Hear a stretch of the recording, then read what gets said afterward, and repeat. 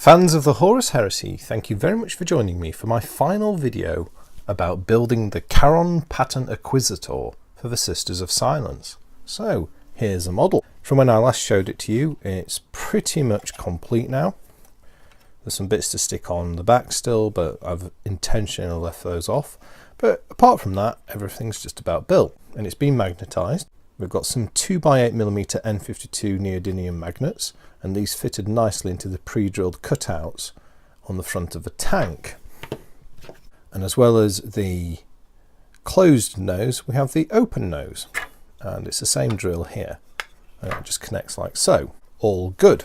Now, doing a little bit of a shaky test here, we've got a nice strong attachment on the open nose, and that's because there's not that great amount of weight in this, so that's fine. Happy with that with the two magnets. On the other hand, the closed nose is a different proposition. It's probably about double the weight, and there's a lot more mass further forward. And there you go. Same test, a lot less force. This can come off. So to deal with that, what we're going to do in this little demo is mount a magnet into here and here to give a secure attachment point at the top to prevent this happening. And that's simply what we're doing here. So hopefully it'll be quite a quick demo. So a quick little tools review. We've got a bradawl spike. We've got a 5mm drill. We've got a 1.1mm drill as well. I'll use that for doing a guide hole. We've got some 4x3mm N35 grade neodymium magnets. Some thick super glue. And a can of accelerant or activator, just to help us along with sticking these. That's the little plan. Right, so let's see how we do this. I think what I'm going to do is I'm going to mount the magnet centrally into the upper part of this, and then I will locate accordingly into here. So let's start off by doing a magnet here. Today we're upstairs in the penthouse of Leakycheese Towers for a change, depending on what's going on. Yes, we're upstairs, so slightly different setting. I hope the light is okay. It's about 7 o'clock in the evening, and it is a nice day today, but the light is not quite as good as it was before, so I'm hoping you can see everything okay. So there's a little marker hole we've done. I'm going to start by drilling this out with the 1.1mm drill to get it going. Just like so. That's fine, and then we'll go to the 5mm drill to finish up. And the 5mm drill absolutely chews into this, goes through it really easily. You need to be careful not to go too deep.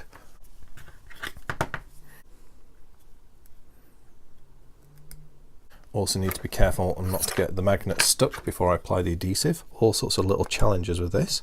Kharon Pattern Acquisitor has been a nicely designed kit from a magnetisation viewpoint, and it's highly novel to have this kind of like customizable front end. And certainly, I call it novel, it's perhaps unique in the Forge World lineup on such a large vehicle to have such a large alternative part. I'm struggling to think of an equivalent in terms of something you get in the base kit. So yeah, it's very novel. I don't actually think it serves a particular battlefield purpose, but it certainly serves an aesthetic one. And it allows you to, I guess, display the model or deploy the model either in its transport mode or travel mode, shall we say, as you have with this nose, or in perhaps what you might call the capture or deployment mode with the open nose. So interesting. I'm wondering if this may well be a bit of a one-of-a-kind model from Forge World. I don't know if I wonder if we'll ever see anything quite like this again. Not sure, but it's certainly one I'm glad I've got. Oh, of course, our good old friend Dusty Brush. This isn't going to take very long, so there's not much to chat about really. I guess what is a good chat topic is what got posted today. I don't know, I can't remember who leaked it, but anyway, the flyer has been leaked for the Forge World Open Day that's on the 13th of August, this Sunday, which I'll be going along to. And there's some juicy models that are going to be released. There's an awful lot of new models that are going to be up for buying. We have the Legio Custodes dropship, the Orion class, which is quite a sizable model, £275 price tag, so not cheap either. Price-wise, that's almost the same cost as the Mastodon Transport, so that's quite a chunky thing.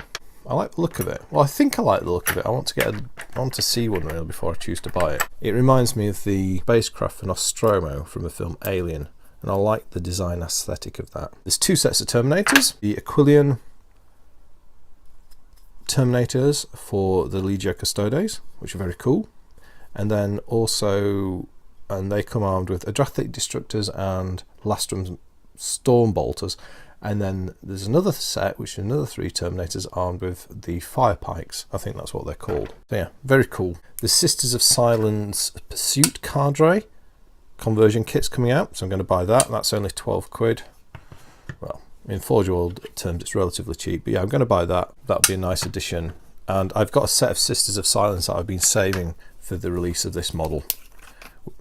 So I've nearly got all the parts together I want. I'm just waiting until probably the end of August and some parts that I've ordered from Victoria Models to get everything together for that particular build and just get everything in place for how I want to do my sisters, or this particular squad anyway.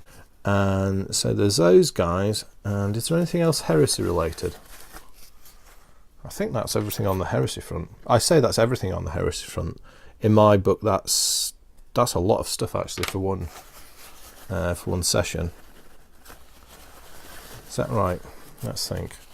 2 sets of Terminators, the Sisters upgrade set, and the dropship. I think that is the set. So yeah, very cool. So I've got the magnet in. I've kept the polarities consistent between the 3. I don't think it matters. That's just a preference thing. Right. So now we need to locate this. So we'll take a pause on talking about the open day and the goodies that are going to be released. Right, what I've done is I've put a magnet on there, and I'm now going to put some marker on the end of this magnet just to get a location on the point. Now this may or may not work, so we will see if it gives a good enough point. And I'm going to quickly bob that on and see if we can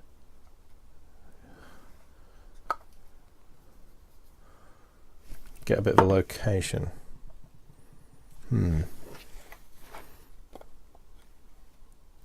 Okay, so looking at that, so lining it up at the bottom, I can see the magnet is mounted a little bit higher up than perhaps average. So if well, it's slightly off centre perhaps, as opposed to than average. If I aim to put it about here, get the light on, so that's probably about, it's slightly off height. I suspect I might need to mess around with this. This magnet needs to be carefully located because this I don't want it to be displacing the location on these 2. This one just has to fit just so, because these 2 are doing all the weight bearing, or the majority of the weight bearing of the nose. So you can see I've got that guide hole there, and let's just flip it around now. So because I've got a raised ridge of resin, I've wiped the pen off the magnet. I'm now going to put the pen on here. Sorry about the shadow on this. I hope you can see what's going on. And then I'm hoping that resin ridge will just mark onto the, there we go. See that? So I think actually that's about right. That looks pretty central to me, so I'm happy to drill that.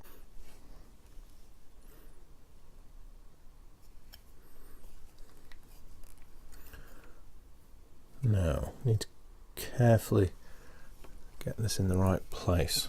Keep it true as well, because it's slightly unusual, the geometry of the front end of this thing.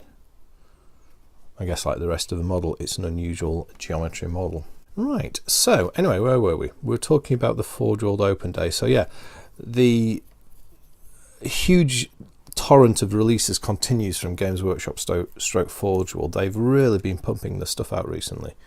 Really pumping the stuff out. I mean, we've had all the Primaris releases, and now we're getting a big wave of Forge World stuff at this event, although I suspect that this is going to probably get a lot of the Forge World stuff out of the way for some time in terms of what they said they were working on.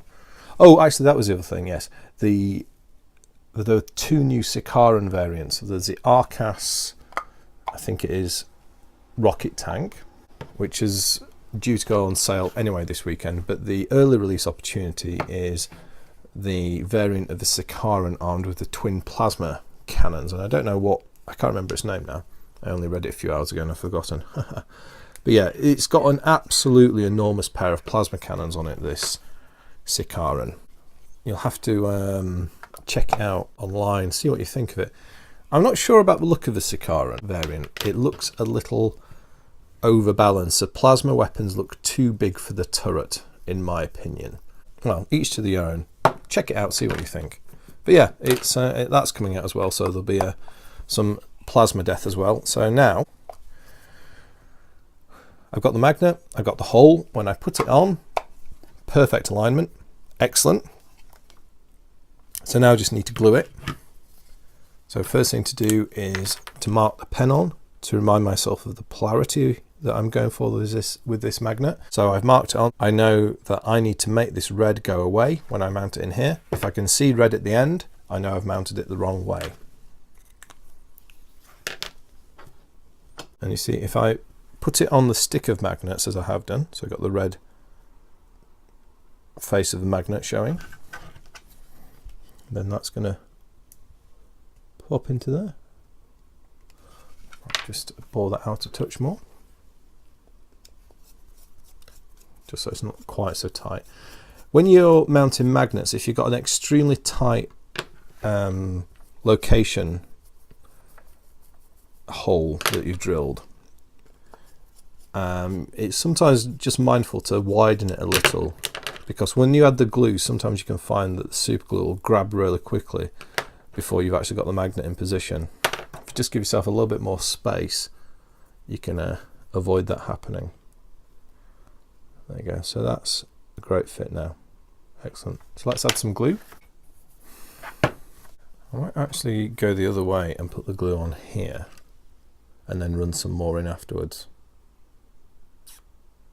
With this being a recessed location, I don't want to get too much glue in it in case it splurges out.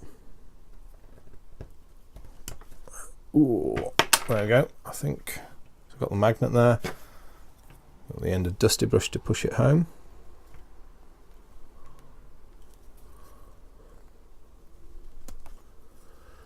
Right, let's just do a quick test fit.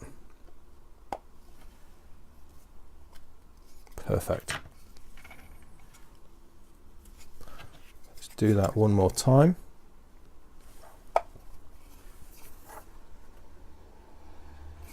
Yeah, there's no clearance issues there, so we've got the magnet in. Very good. So I'm going to get some slightly thinner super glue and run a bit in. Some very interesting releases for the Forge World Weekender. I'm not sure what tickles my fancy the most, or to be honest, what the Leakycheese budget will stretch to at the moment with all the releases I've had recently. The Sisters, yeah, definitely. The Terminators, like the look of those, particularly the fire pike ones, although I do like them all. I do like the Custodian Terminator in general, but that real decision or thinking point is around that Orion gunship, because that it's a funky model. It's definitely a funky model. Funkiness aside, it's a funky £275, so yes. Is it